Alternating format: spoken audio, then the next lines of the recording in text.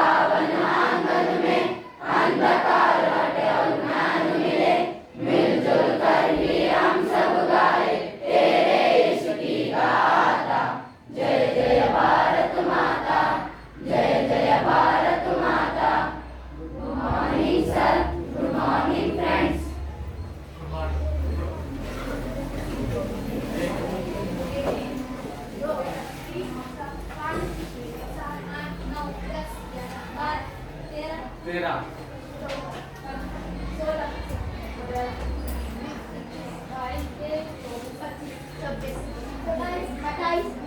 29 30 31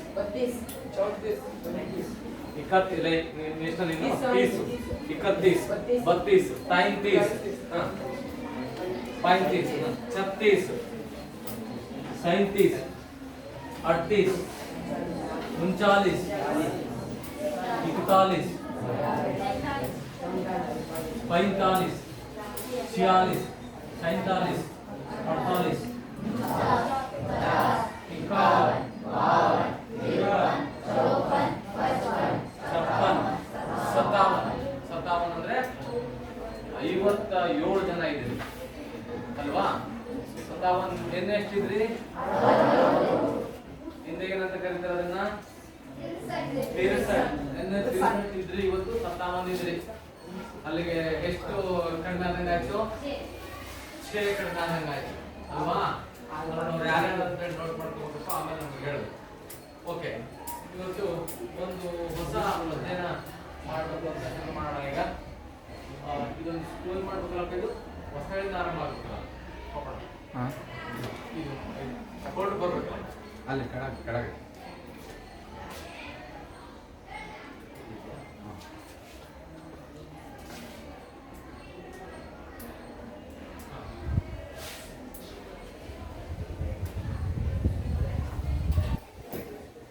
ಒಂದು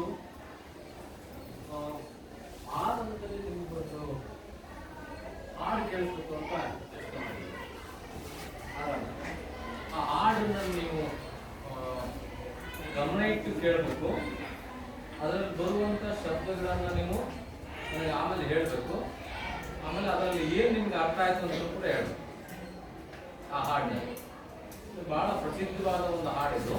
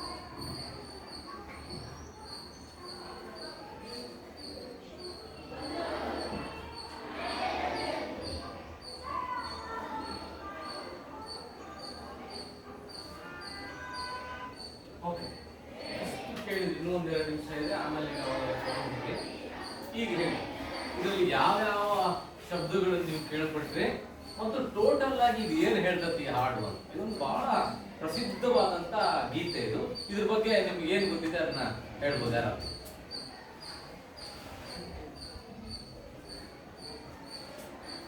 ಮಾತಾಡಿ ಯಾರಾದ್ರು. ಯಾವ್ದು ಸಂಬಂಧಪಟ್ಟಂತ ಗೀತೆ ಇದು? ಮೊದಲನೇ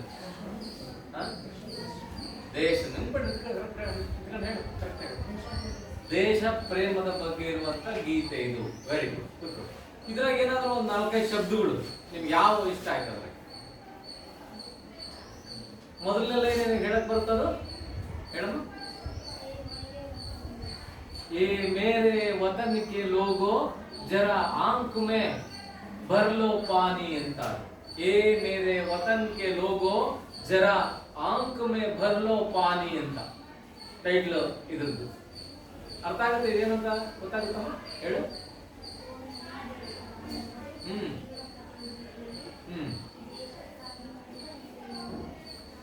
ವೆರಿ ಗುಡ್. ಅದೇ ಅನುವಾದ ಮಾಡೋದು ಹೇಳ್ತಾ ಇದೀಯ, ಆದ್ರೆ ಈ ಶಬ್ದ ಸಹ ಹೇಳ್ತಾ ಇಲ್ಲ ನಿನ್ನ. ಏ ವತನ್ ಕೆ ಮೇರೆ ಲೋಗೋ, ಏ ನನ್ನ ಮಾತೃಭೂಮಿಯ ಜನರೇ, ಸ್ವಲ್ಪ ಕೇಳಿ ಈ ಕಡೆಗೆ, ಈ ಕಥೆಯನ್ನ ಕೇಳಿ ಕಣ್ಣಲ್ಲಿ ನೀರು ತುಂಬಿಕೊಳ್ಳಿ ಅಂತ ಹೇಳುವಂತ ಮಾತಿದೆ. ಸೈನಿಕರ ಪಡಿಪಾಟ್ಲನ್ನ, ಕಷ್ಟಗಳನ್ನ ವರ್ಣಿಸುವಂತದ್ದು. ಈಗ ಒಂದು 3-4 ಶಬ್ದಗಳು ಯಾರು ಹೇಳ್ತೀರಿ? ಯಾವ್ಯಾವ ಕೇಳಿದಿರಿ ಅಂತ ಕೇಳಿದ್ರಲ್ಲ, ಯಾವ ಶಬ್ದಗಳು ಹೇಳಿ ನೋಡೋಣ.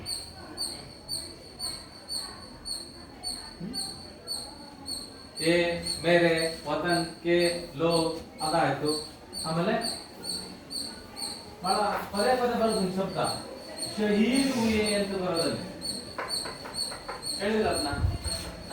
ನೋಡಿ, ನೀವು ಯಾವುದೇ ಹಾಡನ್ನ ಕೇಳಿದಾಗ ಅದರ ಸಂಗೀತವನ್ನ ಆಸ್ವಾದನೆ ಮಾಡೋದ್ರ ಜೊತೆಗೆ ಅದರ ಒಳ ಅರ್ಥವನ್ನು ನೀವು ಅರ್ಥ ಮಾಡ್ಕೊಂಡು ಹೋಗ್ಬೇಕು. ಅದು ನಿಮಗೆ ಅಪ್ಲೈ ಮಾಡ್ಕೊಂಡು ಹೋಗ್ಬೇಕು, ಅನ್ವಯಿಸ್ಕೊಂತ ಹೋಗ್ಬೇಕು. ಆವಾಗ ಆ ಹಾಡಿಗೆ ಆ ಹಾಡು ಬರೆದಕ್ಕೂ ಕೇಳಿದಕ್ಕೂ ಸಾಕಾಗುತ್ತೆ.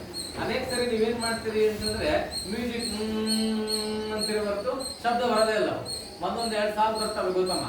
ಆಮೇಲೆ ಅದು ಏನದು ದುನ್ ಅಂತ ಕರೀತಾರೆ, ದುನ್ ಅಂತ ಕರೀತಾರೆ. ಆ ತಾಳ ರಾಗ ಇದೆಯಲ್ಲ ಅದನ್ನ ಮಾತ್ರ ಹೇಳ್ತೀವಿ, ಅದು ಬರೋದಿಲ್ಲ.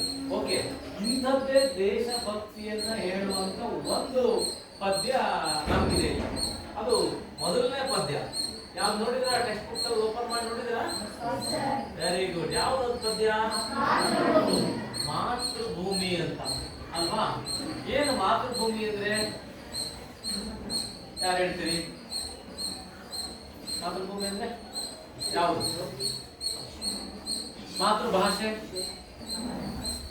ಅಲ್ಲ. ಮಾತೃಭಾಷೆ ಅಂದ್ರೆ ಏನು? ಕನ್ನಡ ನಿಜ. ಮಾತೃಭಾಷೆ ಅಂದ್ರೆ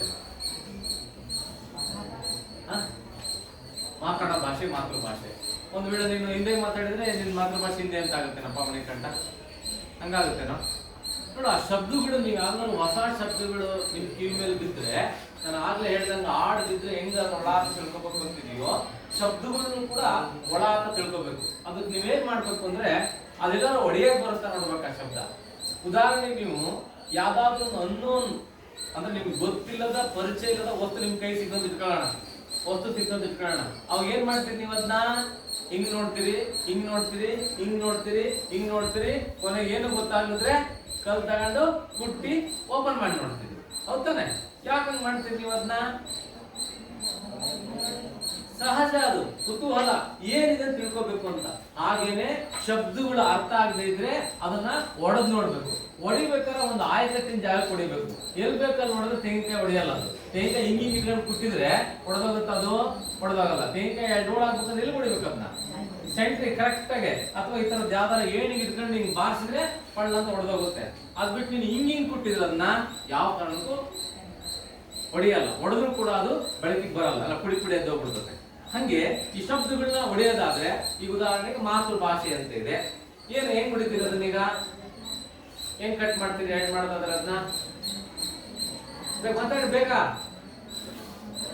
ಹೆಂಗ್ ಹೊಡಿತೀರಪ್ಪ ಪವನ? ಹೆಂಗ್ ಹೊಡಿತೀರೋ? ಮಾತೃಭಾಷೆ ಅದ್ ಹೆಂಗ್ ಹೊಡಿತೀಯ?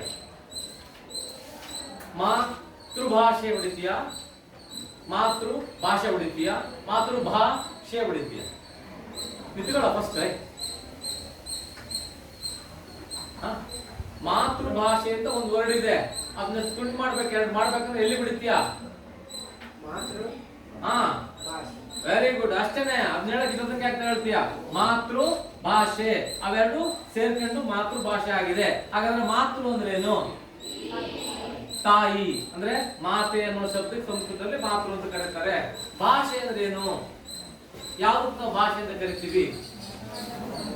ಮಾತನಾಡೋದಕ್ಕೆ ಭಾಷೆ ಅಂತ ಕರಿತೀವಿ. ಅಂದ್ರೆ ನಮ್ಮ ಭಾವನೆಗಳನ್ನ ಇನ್ನೊಬ್ಬರ ತನಕ ತಲುಪಿಸುವಂತಹ ಮಾಧ್ಯಮವೇ ಭಾಷೆ.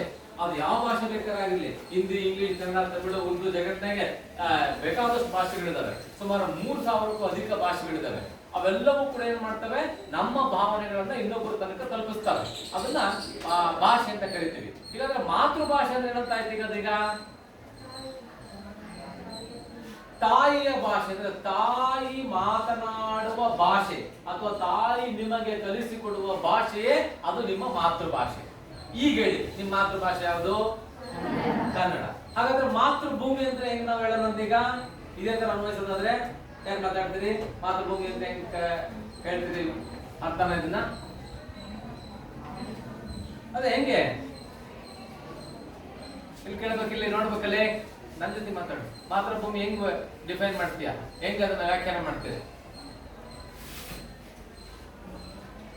ಈ ಮಾತೃಭಾಷೆ ಮಾಡಿದ್ವಲ್ವನಪ್ಪ, ಹಂಗೆ ಮಾತೃಭೂಮಿ ಮಾಡ್ಬೇಕಲ್ವಾ? ಹೆಂಗೆ? ಏನಾಗುತ್ತೆ ಮಾತೃಭೂಮಿ ಅಂದ್ರೆ? ಏನಪ್ಪ ಮಾತಾಡ. ಅಲ್ಲ, ಬರೀ ಮಾತೃಭೂಮಿ ಅಷ್ಟೇ ಇರೋದು, ಅದು ನೋಡ್ಕೋಬೇಕು ಅಂತೇನಿಲ್ಲ ಅಲ್ಲೇನು. ಹೆಂಗ್ ಡಿಫೈನ್ ಮಾಡ್ತೇವೆ ಗೊತ್ತಮ್ಮ? ಮಾತೃಭೂಮಿ ಅಂದ್ರೆ ನಾವು ಎಲ್ಲಿ ನೆಲೆಸಿರ್ತೀವಿ, ವಾಸಿಸ್ತೀವಿ, ಆ ಸ್ಥಳವನ್ನು ನಾವು ಮಾತೃಭೂಮಿ ಅಂತ ಹೇಳ್ತೀವಿ. ನೀನ್ ನೆಲೆಸ್ತೀವಿ ಅಂತ ಅಂದ್ರೆ ನೀನು ಹೋಗಿ ಅಮೆರಿಕ ನೆಲೆಸ್ತೀಯಾ, ಅದು ನಿನ್ ಮಾತೃಭೂಮಿ ಅಂತೀಯಾ? ಅದು ಬರ್ಬೇಕು ಕೀ ಪಾಯಿಂಟ್. ಮಾತೃ ತಾಯಿ ಭೂಮಿ ಇದು ಅಂದ್ರೆ ನಾವು ಜನಿಸಿದಂತ ನಾಡನ್ನ ಏನಂತ ಕರಿತೀವಿ? ಮಾತೃಭೂಮಿ ಅಂತ ಕರಿತೀವಿ. ಅರ್ಥ ಆಯ್ತಾ? ಕೂತ್ಕೋ. ಈ ಮಾತೃಭೂಮಿ ಮತ್ತು ತಾಯಿ ಬಗ್ಗೆ ಒಂದು ಪ್ರಸಿದ್ಧವಾದಂತ ಒಂದು ಮಾತಿದೆ ಸಂಸ್ಕೃತದಲ್ಲಿ ಅಥವಾ ಕನ್ನಡವನ್ನು ಹೇಳ್ಬೋದು. ಗೊತ್ತಾ ನಿಮ್ಗೆ? ಯಾರಿಗಾರದು ಜನನಿ ಜನ್ಮಭೂಮಿಶ್ಚ ಸ್ವರ್ಗಾದಪಿ ಗರೀಯಸಿ ಅಂತ ಇದೆ. ನೆನ್ಪಿಟ್ಕೋಬೇಕು ನೀವು ಯಾವಾಗ್ಲೂ ಕೂಡ. ಜನನಿ ಜನ್ಮಭೂಮಿಶ್ಚ ಸ್ವರ್ಗಾದಪಿ ಗರೀಯಸಿ ಅಂತ. ಇದನ್ನ ಕನ್ನಡದಾಗ ಹೇಳೋದಾದ್ರೆ ಜನನಿ ಅಂದ್ರೆ ತಾಯಿ ಮತ್ತು ಜನ್ಮಭೂಮಿ ಇವೆರಡೂ ಕೂಡ ಸ್ವರ್ಗಕ್ಕಿಂತ ಮಿಗಿಲು ಅಂತ. ಸ್ವರ್ಗ ಇದೆಯಲ್ಲೋ ಗೊತ್ತಿಲ್ಲ, ನಿಮ್ಗೆ ಕಲ್ಪನೆ ಕೇಳಿದ್ರಷ್ಟೇ. ಸ್ವರ್ಗ ಅಂದ್ರೆ ಬಹಳ ಸುಖವಾಗಿರ್ತೀವಿ, ಅಲ್ಲೆಲ್ಲ ಸಿಕ್ಬಿಡ್ತತೆ ಅನ್ನೋ ಒಂದು ನಂಬಿಕೆ ಇದೆಯಲ್ಲ, ಅದು ಆ ಸ್ವರ್ಗ ಏನಾದ್ರು ಇದ್ರೆ ಅದಕ್ಕಿಂತ ಮಿಗಿಲು ಯಾವ್ದಪ್ಪ ಅಂದ್ರೆ ತಾಯಿ ಮತ್ತು ಮಾತೃಭೂಮಿ. ನೋಡಿ, ನೀವು ಹೋಗಿ ಎಲ್ಲಿಗಾರ, ನೀವು ಬೇರೆ ದೇಶಕ್ಕೂ ಬೇರೆ ಇದಕ್ಕೆಲ್ಲ ಹೋಗಿ, ರಸ್ತೆಗೆ ಹೋಗಿದ್ರಿ ಮೊನ್ನೆ, ನೀವು ನಿಮ್ಮ ಆಂಟಿ ಮನೆಗೆ, ಅಜ್ಜಿ ಮನೆಗೆ, ಅಲ್ಲೆಲ್ಲ ಹೋಗಿದ್ರಿ ನೀವು. ಅಲ್ಲಿ ನಿಮ್ಮ ಮನೆಗಿಂತ ಹೆಚ್ಚಿನ ಅನುಕೂಲ ಇತ್ತು, ಆದ್ರೆ ನಿಮ್ಗೆ ಅಲ್ಲಿ ಬಹಳ ದಿನ ಇರಕ್ ಆಗ್ಲಿಲ್ಲ. 3-4 ದಿವಸ ಆದ್ಮೇಲೆ ಅಲ್ಲೇ ಆ ಕಡೆ ಗೆಳೆಯೋದು ಮನಸ್ಸೆಲ್ಲ ನಿಮ್ಮ ಮನೆ ಕಡೆ ಗೆಳೆಯೋದು. ಯಾಕೆ? ನಿಮ್ಮ ಮನೆ ಏನು ಅವ್ರ ಮನೆ ದೊಡ್ಡದಿರ್ಲಿಲ್ಲ, ನಿಮ್ದು ಸಣ್ಣ ಮನೆ, ಅವ್ರ ದೊಡ್ಡ ಮನೆ, ಅವ್ರಿಗೆ ಬಹಳ ಅನುಕೂಲಗಳಿದ್ದು, ನಿಮಗೆ ಅನುಕೂಲ ಕಡಿಮೆ ಇದ್ರು. ಆದ್ರೂ ವಾಪಸ್ ನೀವು ನಿಮ್ಮ ಮನೆಗೆ ಕಡೆಗೆ ಯಾಕೆ ಮನಸ್ಸು ಹೇಳ್ತಾ ಇತ್ತು? ಯಾಕೆ ಹೇಳ್ತದೆ? ಯಾಕೆ ಹೇಳ್ತದಪ್ಪ? ಮಾತಾಡಲಿ, ಯಾಕೋ ಅಲ್ಲೇ ಇದ್ಬಿಡ್ತೀಯ ಬೇರೆ ಮನೆಗೆ? ಮತ್ತೆ ಯಾಕಪ್ಪ? ಯಾಕಮ್ಮ ವೃಂದ? ಯಾಕೆ? ಬೇಗ ಟೈಮ್ ಆಗುತ್ತೆ ನನಗೆ, ಹೇಳ್ಬೇಕು.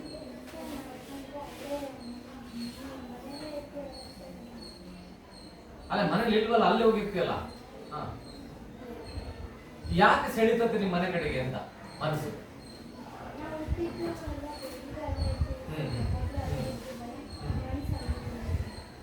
ಅದಕ್ಕೆ ಅಂತ ಸಮಂಜಸ ಅನ್ಸೋದಿಲ್ಲ. ಏನೋ ಒಂದು ಕೊರತೆ ಇರುತ್ತೆ ಅಲ್ಲಿ ಆ ಮನೆಗೆ. ಏನ್ ಕೊರತೆ ಅದು? ಜಡೆ ಅಪ್ಪ ಅಮ್ಮ ಇರಲ್ಲ ಅಲ್ಲಿ. ಅಪ್ಪ ಅಮ್ಮ ಇದ್ರೆ ಅದು ಸ್ವರ್ಗನೆಯ, ಆ ಮನೆಯೂ ಕೂಡ ಅಲ್ವಾ?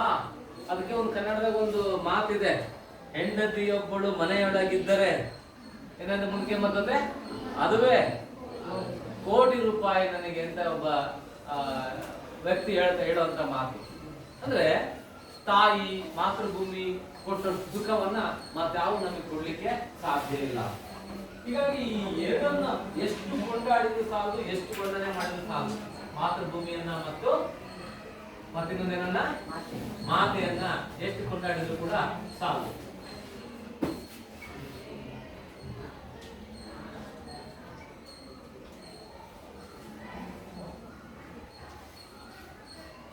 ಈಗ ನಾವು ಇವತ್ತು ಮಾತೃಭೂಮಿ ಎನ್ನುವಂತ ಒಂದು ಪದ್ಯನ ನೋಡುವಂತ ಪ್ರಯತ್ನ ಪಡೋಣ.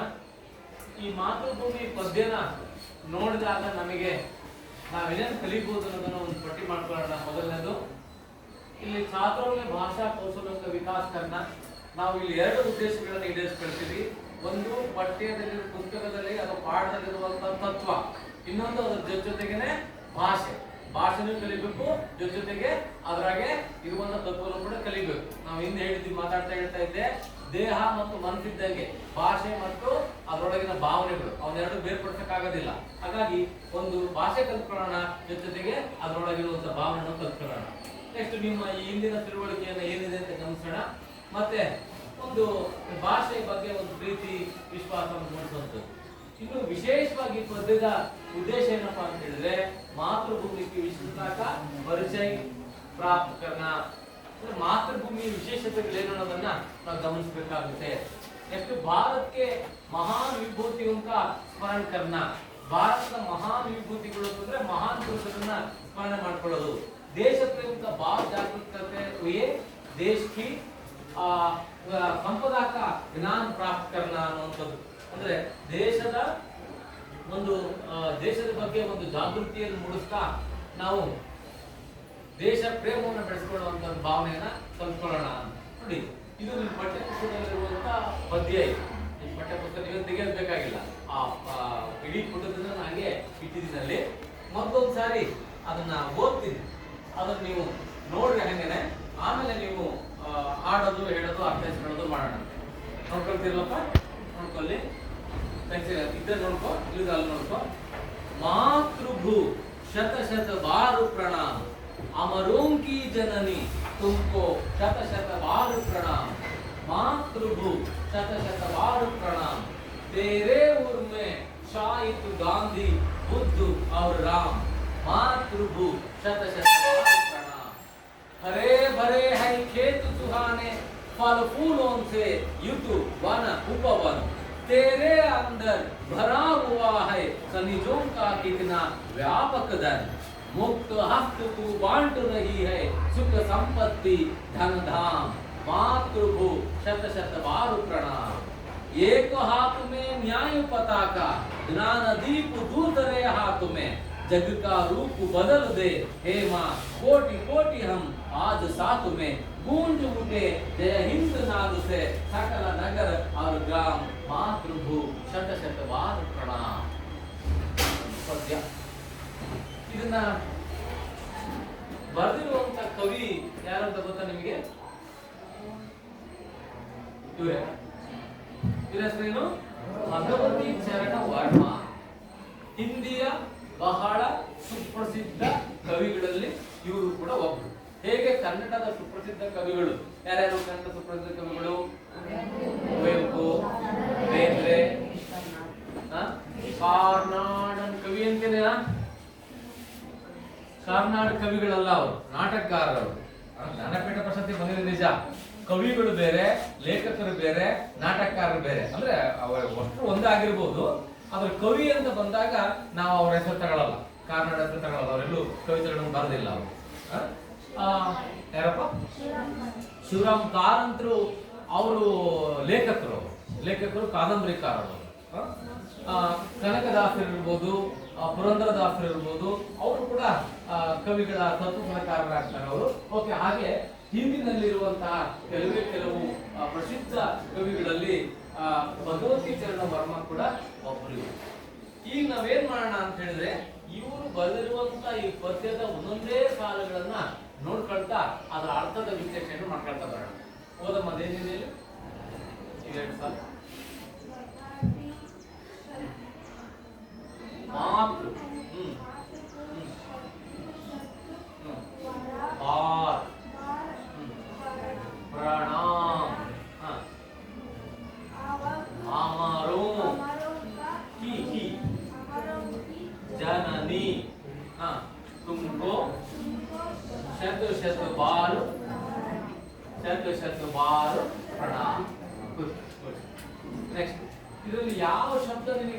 ಅರ್ಥ ಆಗಿಲ್ಲಮ್ಮ ಅಥವಾ ಅರ್ಥ ಆಗಿರೋ ಶಬ್ದಗಳಿವೆ? ಯಾವ್ದಾರ ಹೇಳಿ. ಮಾತೃಭೂ ಅಂದ್ರೆ ಭೂ ಅಂದ್ರೆ ಭೂಮಿ ಅಂತ. ಮಾತೃಭೂ, ಭೂ ಭೂಮಿ ತಾಯಿ ಅಂತ. ಮಾತೃಭೂಮಿ. ಶತ ಶತ ಶತ ಅಂತ ಬಂತಲ್ಲ, ಗೊತ್ತಾ ನಿಮಗೇನು ಅಂತ? ಶತ ಶತ ಅಂದ್ರೆ ಕೋಟಿ ಹೆಂಗಾಗುತ್ತೆ. ಶತಕ ಸಚಿನ್ ತೆಂಡೂಲ್ಕರ್ ಇವನಿಗೆ ಹೊಡೆದ್ರೆ ಶತಕ ಹೊಡೆದ ಯಾರಪ್ಪ? ವಿರಾಟ್ ಕೊಹ್ಲಿ ಶತಕ ಹೊಡೆದ ಅಂತ ಹೇಳ್ತೀರಿ. ಏನೇ ಶತಕ ಅಂದ್ರೆ 100 ಅಂತ, 100 ಶತಕ ಅಂದ್ರೆ. ಶತ ಶತ ಅಂತ ಅರ್ಥ ಆಗುತ್ತಲ್ಲಿ 100 100 ಅಂತ ಅರ್ಥ ಆಗುತ್ತೆ. ನೋಡಿ, ಈ ವ್ಯಾಕರಣ ದೃಷ್ಟಿನಲ್ಲಿ ಈ ಶತ ಶತ ಅನ್ನೋದಿದೆಯಲ್ಲ, ಅದಕ್ಕೇನಂತ ಕರೀತಾರೆ ಗೊತ್ತಾ ನಿಮಗೆ? ಅದನ್ನ ನಿರುಕ್ತಿ. Very good. ನಿರುಕ್ತಿ ಅಥವಾ ಶಬ್ದ ಯುಗ್ಮ ಅಂತಾನೂ ಕೂಡ ಅಂತಾರೆ. ನೋಡಿ, ಐಫೋನ್ ಇದೆಯಲ್ಲ, ಐಫೋನ್ ಬಂದ್ರೆ ಇವೆರಡು ಒಟ್ಟಿಗೆ ಬಿಡಿಸಲಾರದ ಬಂಧ ಇದೆ ಅಂತ ಅರ್ಥ. ಅವನ್ನ ಒಟ್ಟೊಟ್ಟಿಗೆ ಹೇಳ್ಬೇಕನ್ನ. ಈ ನಡುವೆ ಗೆರೆ ಇದೆಯಲ್ಲ, ಇದನ್ನ ಐಫೋನ್ ಅಂತ ಕರೀತಾರೆ. ಇವೆರಡು ಶಬ್ದಗಳು ಒಟ್ಟೊಟ್ಟಿಗೆ ಹೇಳಬೇಕು. ಶತ ಶತ ಕನ್ನಡದಲ್ಲೂ ಕೂಡ ನಾವು ಹೇಳ್ತೀವಿ, ಅಪ್ಪ ಅಮ್ಮ, ಮೇಲೆ ಕೆಳಗೆ, ಆಚೆ ಈಚೆ ಹೀಗೆ ಹೇಳ್ತೀವಲ್ಲ, ಆ ಹಿಂದಿನಲ್ಲೂ ಕೂಡ ಇವೆ. ಇವನ್ನ ಏನಂತ ಕರೀತಾರೆ? ದ್ವಿರುಕ್ತಿ ಅಂತಂದ್ರೆ ಒಂದೇ ಶಬ್ದ ಎರಡು ಸಾರಿ ಬಂದ್ರೆ ದ್ವಿರುಕ್ತಿ ಅಂತ ಕರೀತಾರೆ. ಶಬ್ದ ಯುಗ್ಮ ಅಂತ ಹೇಳಿದ್ರೆ ಜೋಡಿ ಜೋಡಿಯಾಗಿ ಹೇಳ್ಬೇಕು, ಅದನ್ನ ನಾವು ಬೇರೆ ಬೇರೆ ಮಾಡಕ್ ಬರೋದಿಲ್ಲ. ಅದನ್ನ ಶಬ್ದ ಯುಗ್ಮ ಅಂತ ಕರೀತಾರೆ. ಆ ಶಬ್ದ ಯುಗ್ಮದಲ್ಲಿ ಅವೆರಡು ವಿರುದ್ಧ ಶಬ್ದಗಳಿರ್ಬೋದು, ಒಂದು ಸಾರ್ಥಕ ಒಂದು ನಿರರ್ಥಕವಾಗಿರ್ಬೋದು.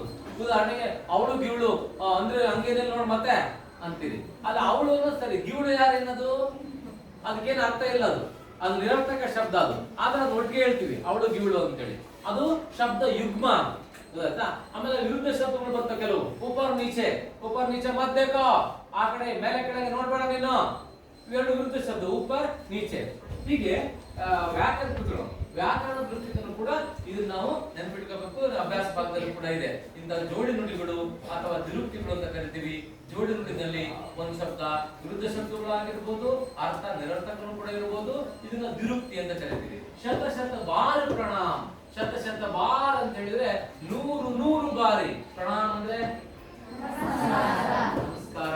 ಪ್ರಣಾಮ್ ಗುರೂಜಿ, ನಮಸ್ತೆ, ನಮಸ್ಕಾರ, ಪ್ರಣಾಮ್, ವಂದನ ಅಂತ ಕರೀತೀವಲ್ಲ, ಈ ಶಬ್ದ. ಯಾರಿಗೆ? ಮಾತೃಭೂಮಿಗೆ ಹೇಳ್ತಾರಂತ ಮಾತದು. ಯಾರಿಗೆ ಶತ ಶತವಾರ ಪ್ರಣಾಮ? ಅದು ಮಾತೃಭೂಮಿಗೆ. ಅಮರೋಂಕಿ ಜನನಿ. ಅಮರೋಂಕಿ ಜನನಿ. ಜನನಿ ಅಂದ್ರೆ ಯಾರು? ತಾಯಿ. ಜನ್ಮ ನೀಡುವವಳು ಜನನಿ. ಜನ್ಮ ನೀಡುವವನು ಜನಕ. ಜನಕ ಅನ್ಯಲಿಂಗ ಜನನಿ. ತಂದೆ ಜನಕ, ತಾಯಿ ಜನನಿ. ಗೊತ್ತಲ್ಲ? ಎಂತ ಜನನಿಗೆ? ಅಮರೋಂಕಿ ಜನನಿ. ಅಮರ್ ಅಂದ್ರೆ ಯಾರು? ಅಮರ. ಅಮರ ಅಂದ್ರೆ ಎಷ್ಟೇ ಕ್ಲಾಸ್ ಅಲ್ವಾ? ಯಾರಿಗೂ ಅಮರ ಅನ್ನೋನು ಏನ್? ಅಮರ ಅಂದ್ರೆ ಏನದು? ಹೆಂಗ ಅರ್ಥ ಮಾಡ್ಕೊಳ್ತೀಯ ಶಬ್ದ? ಅಮರ ಅನ್ನೋದ ಆಗ್ಲೇ ಹೇಳಿದ್ರೆ ನಿಮಗೆ ಒಂದ್ ಶಬ್ದ ಅರ್ಥ ಆಗಂದ್ರೆ ಏನ್ ಮಾಡ್ಬೇಕಂತ ಒಡದ್ ನೋಡ್ಬೇಕು. ಎಲ್ಲಿ ಬಿಡುತ್ತಿ ಇದನ್ನ? ಆ ಮರ್. ಆ ಮರ್. ಮರ್ ಅಂದ್ರೆ ಏನು? ಮರ್ನ ಸಾಯದ. ಅಮರ್ ಅಂದ್ರೆ ಸಾಯದೇ ಇರುವುದು ಅಂತ ವಿರುದ್ಧ ಶಬ್ದ. ಮರ್ ಸಾಯಿ, ಅಮರ್ ಸಾಯದೇ ಇರುವಂತವಳು. ಈ ತಾಯಿ ಎಂತವಳಪ್ಪ ಅಂತ ಹೇಳಿದ್ರೆ ಅಮರೋಂಕಿ ಜನನಿ. ಸಾಯದೇ ಇರುವವರ ತಾಯಿ ಆಕೆ. ಅಂತಿಂತ ತಾಯಿ ಅಲ್ಲ ಆಕೆ, ಸಾಮಾನ್ಯ ತಾಯಿ ಅಲ್ಲ ಆಕೆ. ಯಾರು? ಮಾತೃಭೂಮಿ ಅಂದ್ರೆ ಯಾರು? ಭಾರತ ಮಾತೆ. ಭಾರತ ಮಾತೆ ಅಮರೋಂಕಿ ಜನನಿ ಯಾಕೆ? ಯಾಕೆ ಸರ್ ಎಲ್ಲ ಸತ್ತೋಗಿದಾರಲ್ಲ, ಇನ್ಯಾರು ಬದುಕಿದ್ದಾರೆ ಅನ್ನೋ ಮಾತು ನಿಮ್ಮಲ್ಲಿ ಮನಸ್ಸಿನಲ್ಲಿ ಮೂಡಬಹುದಲ್ವಾ? ಯಾರನ್ನ ಅಮರ ಅಂತ ಕರಿತೀವಿ? ಸತ್ ಮೇಲೂ ಕೂಡ ಕೆಲವರು ಬದುಕಿರ್ತಾರೆ. ಎರಡು ವಿಧ. ಒಂದು ಕೆಲವರು ಬದುಕಿದ್ರು ಸತ್ಬಿಟ್ಟಿರ್ತಾರೆ. ದೇಹ ಇರುತ್ತೆ ಅಷ್ಟೇ, ಉಸಿರಾಡ್ತಿರ್ತಾರೆ ಅಷ್ಟೇ, ಯಾವ ಸಾಧನೆ ಅವ್ರ ಹತ್ರ ಇರೋದಿಲ್ಲ. ಆದ್ರೆ ಕೆಲವರು ಸತ್ ಮೇಲೂ ಕೂಡ ಶತಮಾನಗಳ ಕಾಲ ಬದುಕಿರ್ತಾರ. ಉದಾಹರಣೆಗೆ ಯಾರ್ಯಾರಪ್ಪ ನಿಮ್ಗೆ ಗೊತ್ತಿರೋ ಹಾಗೆ ಸತ್ ಮೇಲೂ ಬದುಕಿರೋರು? ಮಹಾತ್ಮ ಗಾಂಧಿ, ಗುಡ್. ಮತ್ತೆ ಭಗತ್ ಸಿಂಗ್ ಆಗ್ಬೋದು, ಮತ್ತೆ ಅಂಬೇಡ್ಕರ್ ಆಗ್ಬೋದು, ಮತ್ತೆ ಬಸವಣ್ಣ, ಗುಡ್. ಮತ್ತೆ ನೆಹರು ಆಗ್ಲಿ, ಮತ್ತೆ ಡಾಕ್ಟರ್ ರಾಜ್ಕುಮಾರ್ ಆಗ್ಲಿ, ಮತ್ತೆ ಅಕ್ಕಮಾದೇವಿ. ಇಂಥ ಪಟ್ಟಿ ಬೇಕಾದಷ್ಟು ಜನ ಇದೆ. ಇವರು ನಮ್ಗೆ ಯಾರು ಬಂಧುಗಳಲ್ಲ, ಸ್ನೇಹಿತರು ಅಲ್ಲ ಇವರು. ಆದ್ರೂ ನೆನ್ಪಿಟ್ಕೊಂಡಿದೀವಿ. ಈಗ ಸುಮ್ಮನೆ ನಿಮ್ಮನ್ನ ಯಾರನ್ನ ಕೇಳ್ತೀನಿ, ಹೇಳ ಯಶವಂತ ನಿಮ್ಮ ಅಪ್ಪನ ಹೆಸರೇನ? ಬೇಗ ಪಟ್ ಮಿತ್ರ ಹೇಳ. ಮಾಂತೇಶರ ಅಪ್ಪನ ಹೆಸರೇನು ನಿಮ್ಮ ಅಜ್ಜನ ಹೆಸರು? ಹನುಮಂತಪ್ಪರ ಅಪ್ಪನ ಹೆಸರು ಗೊತ್ತಿಲ್ಲ ಅವನಿಗೆ. ಅವ್ರೇ ನಗ್ಬೇಡಲೆ ಅಪ್ಪ ಗೊತ್ತು, ಅಜ್ಜ ಗೊತ್ತು, ಅಜ್ಜನ ಅಪ್ಪ ಮುತ್ತಜ್ಜ ಗೊತ್ತಿಲ್ಲ ನಮಗೆ. ಅವನ ಒಬ್ಬಂದಲ್ಲಿ ಎಲ್ಲರ ಕಥೆನೂ ಅಷ್ಟೇನೆ. ಆದ್ರೆ ಬಸವಣ್ಣ ಗೊತ್ತಲ್ಲ ನಿನಗೆ, ಮಹಾತ್ಮ ಗಾಂಧಿ ಗೊತ್ತಲ್ಲಪ್ಪ. ಬಸವಣ್ಣ ಎಷ್ಟೇ ಶತಮಾನ, ಎಷ್ಟು ವರ್ಷ ಸತ್ತು? 900,000 ವರ್ಷಗಳ ಸತ್ತು. ಆದ್ರೂ ಬಸವಣ್ಣ ನೆನ್ಪಿಟ್ಕೊಂಡಿದ್ದಾನೆ. ಇವ್ರ ತಾತ ಇವನಿಗಾಗಿ ಏನೇನೋ ಒಂಚೂರು ಬಿಟ್ಟು ಹೋಗಿದ್ರು, ಜಮೀನು ಮನೆ ಏನ ಇರ್ಲಿ ನನ್ನ ಮೊಮ್ಮಗ ಉಣ್ಲಿ ಅಂತ. ಆದ್ರೂ ಇವನು ಅವ್ರು ನೆನ್ಪಿಟ್ಕೊಂಡಿಲ್ಲ ಅಲ್ವಾ? ಯಶವಂತಂದು ಅಷ್ಟೇ ಅಲ್ಲ, ನಮ್ಮೆಲ್ಲರ ಕಥೆನೂ ಹೌದದು. ಯಾಕಂಗಾಗುತ್ತೆ? ಯಾಕೆ ನಾವು ನಮ್ಮವ್ರನ್ನ ಮರ್ತು ಬಿಟ್ಟಿವಿ, ಅವ್ರು ನೆನ್ಪಿಟ್ಕೊಂಡಿದೀವಿ? ಯಾರು ಹೇಳ್ತೀವಿ ಬೇಗ ಕ್ವಿಕ್? ಯಾವ ಕಾರಣಕ್ಕಾಗಿ? ಬೇಗ ಹೇಳಮ್ಮ, ನಿತ್ಕೊಂಡು ಹೇಳ, ಬೇಗ ಹೇಳು. ಸ್ವಾತಂತ್ರ್ಯ ತಂದು ಕೊಟ್ಟಿದ್ದಾರೆ ಅನ್ನೋ ಕಾರಣಕ್ಕೆ ಸ್ವತಂತ್ರ ತಂದು ಕೊಡೋದ್ರ ಬಸವಣ್ಣ ಯಾವ ಸ್ವತಂತ್ರ ತಂದು ಕೊಡ್ರು ನಮಗೆ? ಟೋಟಲ್ ಹೇಳ್ಬೇಕು, ಹೇಳ್ಬೇಕಾದ್ರೆ ಖಚಿತವಾಗಿ ಹೇಳ್ಬೇಕು ನೀವು. ಹಂಗೆ ಒಂದ್ ಸಣ್ಣ ಪರ್ಟಿಕ್ಯುಲರ್ ಆಗಿ ಹೇಳ್ಬಾರ್ದು.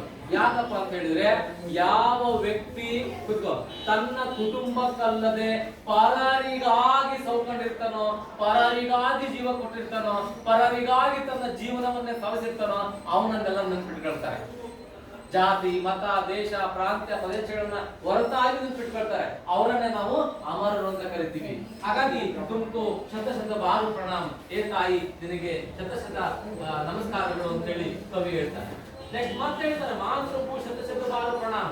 ಎಷ್ಟು ಸಾರಿ ವರ್ಣಿಸಿಕೊಂಡು ಸಾಲದು ಕವಿಗೆ. ಮತ್ತೆ ಹೇಳ್ತಾನೆ, ಮಾತಾಡ್ತಿದ್ದಕ್ಕೆ ಶತ ಪ್ರಾಣ ಸುಖಕ್ಕೆ ಏನು ಬರೆಯಕ್ಕೆ ಕೊಡ್ಲಿಲ್ಲ ಅಂತ ಹೇಳಕ್ಕೆ ಶತ ಬಾರು ಪ್ರಣಾಮ ಅಂತ ಬರದ ಅಂತ ಅಲ್ಲ ಅದು.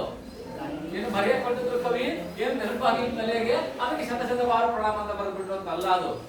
ಕವಿಯ ಪ್ರತಿ ಮಾತಿಗೂ ಅರ್ಥ ಇರುತ್ತೆ. ಒಮ್ಮೆ ನಾನು ಚಿಕ್ಕವನಿದ್ದಾಗ ನಮ್ಗೊಂದು ಪದ್ಯ ಇತ್ತು.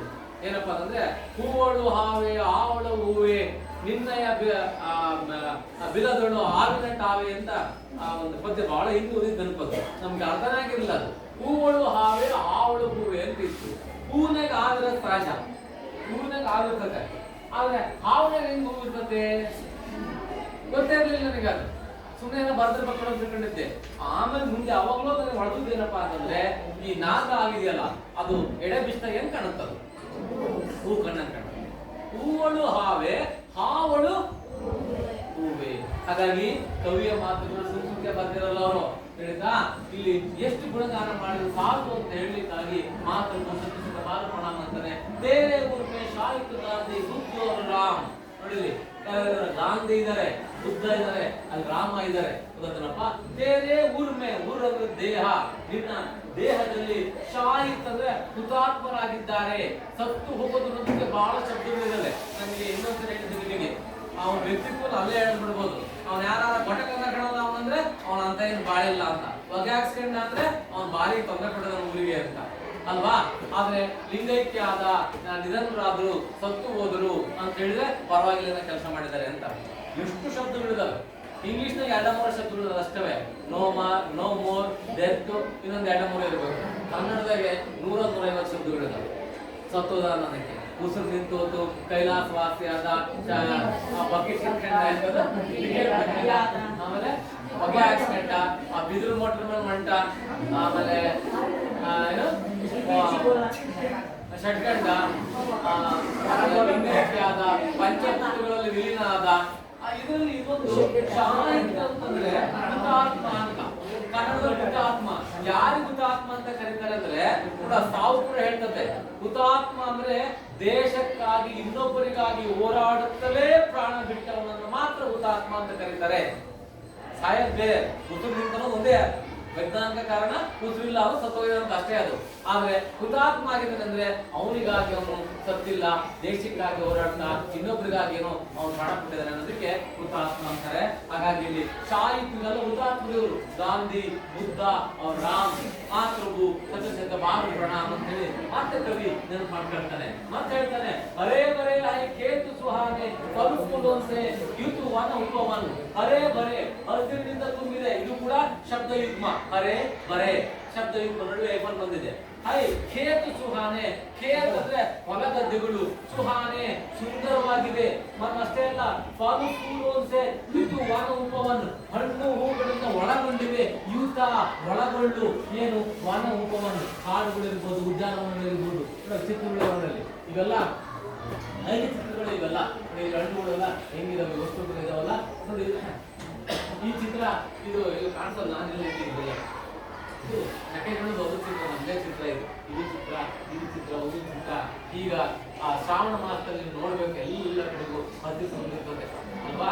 ಈಗ ಮಳೆಗಾಲ ಶುರುವಾಯ್ತಾ, ಈಗ ಬಿತ್ತಾ ಇದ್ದಾರೆ. ಈಗ ಒಂದು 15 ದಿವಸ ಬಿಟ್ಟು ನೋಡ್ರಿ, ಇಡೀ ಭೂಮಿಗೆ ಹೊಸ ಸೀರೆ ಉಳಿಸಿದಂಗೆ ಅದನ್ನ ಹೇಳ್ತಾ ಇದ್ದಾನೆ. ಏನಂತ ಫಲಫೂಲ್ ಅಂತ ಇದು ವನ ಉಪವನ ಅಂತ ಹೇಳ್ತಾನೆ. ನೆಕ್ಸ್ಟ್ तेरे अंदर भरा हुआ है खनिजों का कितना व्यापक धन, ನಿನ್ನ ಒಳಗಡೆ ತುಂಬಿ ತುಳುಕ್ತಾ ಇದೆ. ಇದನ್ನ ವ್ಯಾಪಕ ಧನ, ಖನಿಜಗಳ ವ್ಯಾಪಕ ಧನ ನೋಡಲಿ. ಅದು ಆ ಕಡೆ ಇರೋದು ಇವೆಲ್ಲ ಖನಿಜ, ಗ್ರಾಫೈಟು, ನಿಕ್ಕಲ್ಲು, ಮ್ಯಾಂಗನೀಸು ಅಂತ ಅನೇಕ ಖನಿಜ ಪದಾರ್ಥಗಳಿದಾವೆ. ನಮ್ಗೆ ಗೊತ್ತಿಲ್ಲ, ಅವಿವೇಕಿಗಳು ನಾವು ಅವು ತೆಗೆದು ಬೇರೆಪಡಿಸ್ಕೊಳ್ತಾ ಇದ್ದೀವಿ ನಾವೆಲ್ಲ. ಆದ್ರೆ ಯಾರಾದ್ರೂ ಬುದ್ಧಿವಂತರಾಗಿದ್ರೆ ನಾವು ಆಗ್ಬೇಕಾಗಿದೆ, ನಮ್ಮಲ್ಲೇ ಇಟ್ಕೊಂಡು ಅದನ್ನ ಉತ್ಪಾದನೆ ಮಾಡೋದ್ರಿಂದಾಗಿ ಆ ಮೌಲ್ಯವರ್ಧನೆ ಆಗುತ್ತೆ, ಅನೇಕ ಜನ ಕೆಲಸ ಸಿಗುತ್ತೆ. ಆದ್ರೆ ಅದನ್ನು ಮಾಡ್ತಾ ಇರೋದು ನಾವು ಗಣಿಗಳನ್ನೆಲ್ಲ ವಿಮೀನ ಪ್ರಭಾವ ಇಲ್ಲ. ಆ ಕಡೆ ಬಳ್ಳಾರಿ ಗೊತ್ತಾಗುತ್ತೆ, ಪೂರ್ತಿ ಕೆಂಪು ಮುಳುಗೋಗಿದೆ ಅದರ ರಸ್ತೆಗಳೆಲ್ಲ. ಆ ಗಣಿ ಅಗುದು ಅಗುದು ಅಗುದು ಲಾರಿಗಳ ಸಾಕ್ಷಿ ರೋಡ್ ಮುಖಾಂತರ ಚೀನಾ ಅಥವಾ ಮತ್ತೆ ಇವು ಅಡುಗೆ ಮುಖಾಂತರ ಕಳಿಸ್ತಾ ಇದ್ದಾರೆ, ಭರ್ಜರಿ ಹೊಡಿತಾ ಇದ್ದಾರೆ. ಇಂಥ ಅಪಾರವಾದ ಖನಿಜ ಸಂಪತ್ತನ್ನ ತನ್ನ ಒಡನೊಳಗೆ ತುಂಬಿಕೊಂಡಿರುವಂತ ತಾಯಿ, ನಿನ್ನ ಮಂಜೆಲ್ಲ ತಾಯಿ, ನಿನ್ನ ಎದೆಯೊಳಗಡೆ ಇವೆಲ್ಲವೂ ಇದಾವೆ ಅಂತೇಳಿ.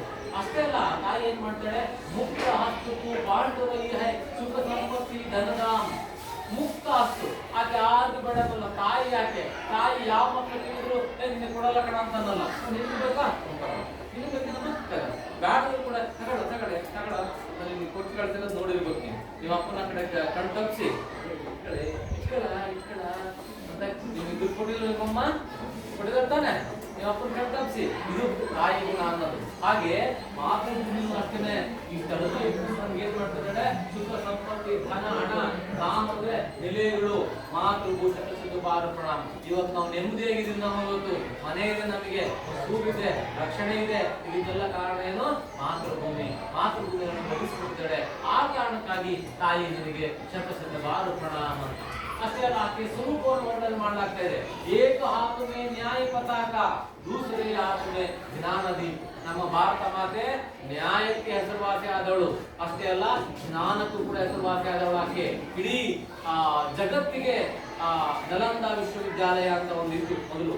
ಇಡೀ ಜಗತ್ತಿನಲ್ಲೇ ಎಲ್ಲೂ ವಿಶ್ವವಿದ್ಯಾಲಯ ಇಲ್ಲದೇ ಇರೋ ಕಾಲದಲ್ಲಿ ನಮ್ಮ ದೇಶಕ್ಕಾಗಿ ಹೊರದೇಶಗಳಿಂದ ಬರ್ತಾ ಇದ್ರು. ಅದ್ಭುತವಾದ ಘಟನೆಗಳಿವೆ.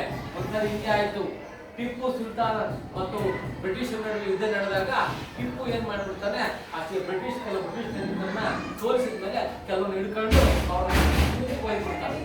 ಮೂಗು ಕೊಯ್ದು ಆ ಮೂಗು ಅವ್ರಿಗೆ ಕೊಟ್ಟು ಕಳಿಸ್ಬಿಡ್ತಾನೆ. ಇದೇನು ಮೂಗು ಕೊಯ್ಯೋದು ಏನಪ್ಪ ಅಂತಂದ್ರೆ ಅವಮಾನ ಮಾಡೋದು ಅಂತ. ಇಡೀ ಮುಖದಲ್ಲಿ ಮೂಗಿಲ್ದೇ ಇದ್ರೆ ಮುಖ ಚೆನ್ನಾಗಿ ಕಾಣೋದಿಲ್ಲ, ಚಪ್ಪೆ ಆಗಿದ್ದ ಅಸಹ್ಯ ಕಾಣ್ತದೆ. ಮೂಗು ಕೊಯ್ದು ಕಳಿಸ್ಬಿಡ್ತಾನೆ. ಅವ್ರು ಎದ್ನೋ ಬಿದ್ನು ಅಂತ ಓಡ್ ಬರ್ತಾರೆ. ಓಡೋಡ್ ಬರ್ಬೇಕಾದ್ರೆ ಏನ್ ಮಾಡ್ತಾರೆ, ಪಕ್ಷಿಗಳು ಹೋಗ್ಬೇಕಲ್ಲ ಇಂಗ್ಲೆಂಡಿಗೆ. ಅವರು ನಿಜವಾಗಿ ನಡೆದ ಘಟನೆ ಇದು. ಆವಾಗ ಏನಾಗುತ್ತೆ, ಅಲ್ಲಿ ಯಾರೋ ದನ ಕಾಯರೆಲ್ಲ ಕೇಳ್ತಿರ್ತಾರೆ, ಯಾರು ಸ್ವಾಮಿ ಏನು ನೀವಿಗೆಲ್ಲ ಅಂತ. ಪಾಪ ಕೈಯಾಗೆ ಮೂಗು ಇಟ್ಕೊಂಡಿದ್ದಾರೆ, ಕೊಯ್ದನ್ನ ಅನುಗ್ತಾ ಇದೆ, ರಕ್ತ ಎಲ್ಲ ಇನ್ನೆಲ್ಲ ತೋರಿಸ್ತಾರೆ. ಸ್ವಾಮಿ ಬರೀಲಿ ನಮ್ಮೂರಾಗೆ ರಿಪೇರಿ ಮಾಡ್ಕೊಡ್ತಾರೆ, ಬರ್ರಿ ಮೂಗು ಅಂತ ಕರ್ಕೊಂಡು ಹೋಗಿ ಅಲ್ಲಿ ಯಾವ ನಾಟಿ ವೈದ್ಯರ ಹತ್ರ ಬಿಡ್ತಾರೆ. ಆ ನಾಟಿ ವೈದ್ಯ ಅವನೊಂದು ವಾರ ಇಟ್ಕೊಂಡು ಆ ಮೂಗು ಜೋಡಿಸಿ ಕಳಿಸ್ಕೊಡ್ತಾನೆ ವಾಪಸ್. ಅವರಲ್ಲಿ ಹೋಗಿ ಹೇಳ್ತಾರೆ, ಏನ್ ಹೇಳ್ತಾರಪ್ಪ ಅಂದ್ರೆ, ನಾವು ಸೋತಿದ್ವಿ ಅಂತ ಹೇಳೋದಿಲ್ಲ ಅವನು, ಅದಕ್ಕಿಂತ ಮುಖ್ಯವಾದ ಘಟನೆ ನಡೆದಿದೆ ಅಂತ ಹೇಳ್ತಾನೆ. ಏನ್ ಘಟನೆಪ್ಪ ಅಂದ್ರೆ, ಹಿಂಗೆ ಮೂಗ್ ಕೊಯ್ದು ಕಳ್ಸಿದ್ದ ಯಾರೋ ಪುಣ್ಯಾತ್ಮ ಮೂಗ್ ಜೋಡಿ ಕಳ್ಸಿಲ್ಲ ನಮಗೆಲ್ಲ ಅಂತ. ಇದು ವಿಸ್ಮಯವನ್ನು ಉಂಟು ಮಾಡ್ತದೆ. ತಕ್ಷಣಕ್ಕೆ ಆ ದೇಶದಿಂದ ಒಂದು ವೈದ್ಯರ ನಿಯೋಗವನ್ನು ಕಳಿಸ್ಕೊಡ್ತಾರೆ, ಹೋಗಿ ಅಧ್ಯಯನ ಮಾಡ್ಕೊಂಡು ಅಂತ. ಅಲ್ಲಿಂದ ಬಂದಂತ ವೈದ್ಯರು ನಿಯೋಗ ಬಂದು ಅವ್ರ ಮಾರ್ಗದರ್ಶನ ಬಂದು ಅವ್ರ ಹತ್ರ ಸಂಪರ್ಕ ಮಾಡಿ ಅಧ್ಯಯನ ಮಾಡ್ಕೊಂಡು ಮತ್ತೆ ವಾಪಸ್ ಹೋಗ್ತಾರೆ. ಅವ್ರು ಎಷ್ಟು ಶುರು ಮಾಡ್ತಾರೆ, ಅದನ್ನೇನಂತ ಕರೀತಾರಪ್ಪ ಅಂದ್ರೆ ಪ್ಲಾಸ್ಟಿಕ್ ಸರ್ಜರಿ. ಈಗ ಆಧುನಿಕ ಹೆಸರನ್ನ ಪ್ಲಾಸ್ಟಿಕ್ ಸರ್ಜರಿ ಅಂತ ಹೇಳ್ತಾರೆ. ಅದೆಲ್ಲಿತ್ತು ಜ್ಞಾನ? ನಮ್ಮ ದೇಶದಲ್ಲಿ.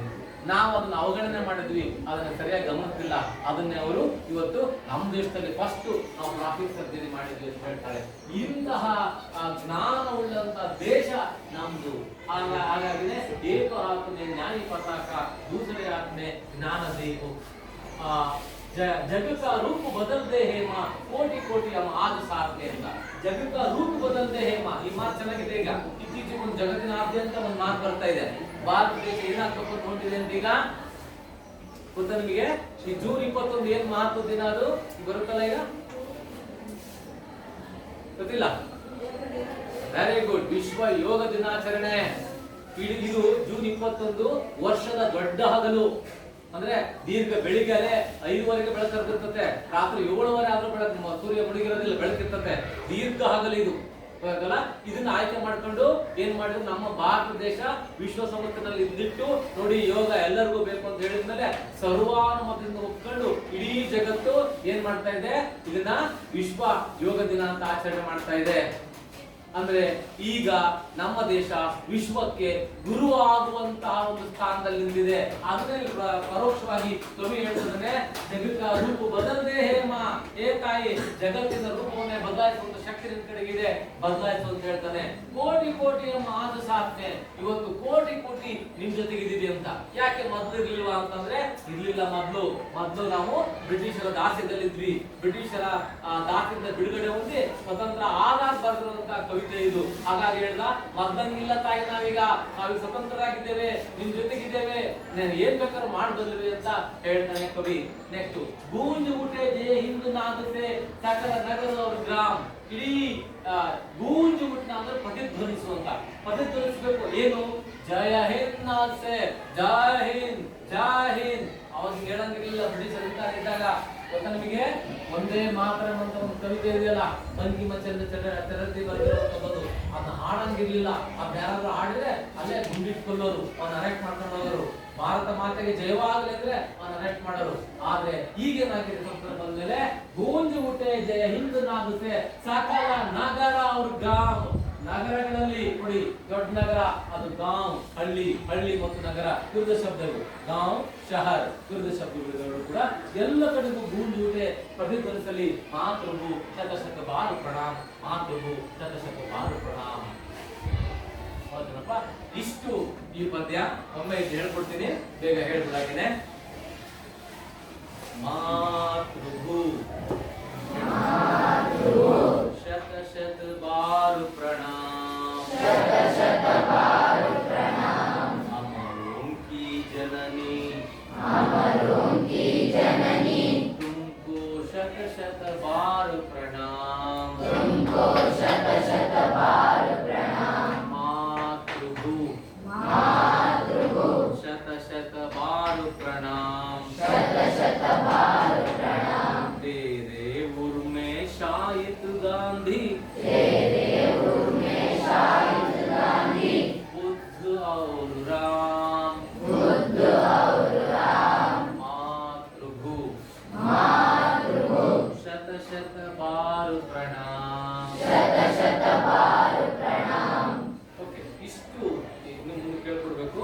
ಈಗ ಟೈಮ್ ಆಗಿರೋದ್ರಿಂದ ಇಷ್ಟು ತಿಳಿಸ್ತೇನೆ. ನಾಳೆ ನೀವು ನಿಮ್ಮದೇ ಆದಂತ ದಾಟಿನಲ್ಲಿ ಕಲ್ತ್ಕೊಳ್ಬೇಕಾಗುತ್ತಾ ಅಂತ ಯೋಚನೆ ಮಾಡಿ. ನಾನು ಮತ್ತೆ ನಿಮಗೆ ಹೇಳ್ತೇನೆ, ನಾನು ಹೇಳ್ಕೊಡ್ತೀನಿ ಬೇರೆ, ನೀವು ಇಬ್ಬರು ಸೇರ್ಕೊಂಡು 30 ಸೇರ್ಕೊಂಡು ಅದು ಒಬ್ಬರೇ ಏನಾದ್ರು ಹೇಳಕ್ ಬರುತ್ತಾ ಅಂತ ಒಂದು ಪ್ರಯತ್ನ ಪಡ್ಕೊಂಡು ಬನ್ನಿ. ಇನ್ನುಳಿದಂಗೆ ನಾನು ಇದನ್ನ ಪೂರ್ಣ ಪ್ರಮಾಣದಲ್ಲಿ ಹೇಳ್ಕೊಡ್ತೀನಿ. ನಾಳೆ ನಿಮ್ಗೆ ಹೋಮ್ವರ್ಕ್ ಏನಿದ್ದು ಈ ಪದ್ಯನ ಕಲ್ತ್ಕೊಂಡು ಆಯ್ತಾ. ಆಮೇಲೆ ಈ ಪದ್ಯದಲ್ಲಿ ಯಾವಾಗಲೂ ಬೇರೆ ಅಂಶಗಳು ಗೊತ್ತಾಗಿದ್ರೆ ಅವ್ನು ನೋಟ್ ಮಾಡ್ಕೊಂಡು ಬಾ, ಅದನ್ನ ನಾನು ನಿಮಗೆ ಹೇಳ್ಕೊಡ್ತೀನಿ. ಅದಾಯ್ತಾ? ಅದ್ರ ಜೊತೆಗೆ ನೋಟ್ಸಿಗೆ ಏನ್ ಬರ್ಕೊಂಡ್ ಬರ್ಬೇಕು, ಪ್ರಶ್ನೆಗಳು ಬರ್ಕೊಂಡ್ ಬರ್ಬೇಕು, ಜಾಗ ಖಾಲಿ ಬಿಟ್ಕೊಂಡ್ ಬರ್ಬೇಕು. ಅದಕ್ಕೆ ಉತ್ತರವನ್ನ ಕೊಡ್ತೀನಿ. ಆಗ್ಬೋದೇನಪ್ಪ? ಏನಾದ್ರು ಡೌಟ್ ಇದೆಯಾ ಇದ್ರ ಬಗ್ಗೆ? ಇವಾಗ ನೀವು ಕೇಳಿದ್ರ ಬಗ್ಗೆ ನಿಮಗೆ ಏನಾದ್ರು ಇದೆಯಪ್ಪ? ಏನಾದ್ರು ಕೇಳು, ಡೌಟ್ ಇದ್ರೆ ಕೇಳು.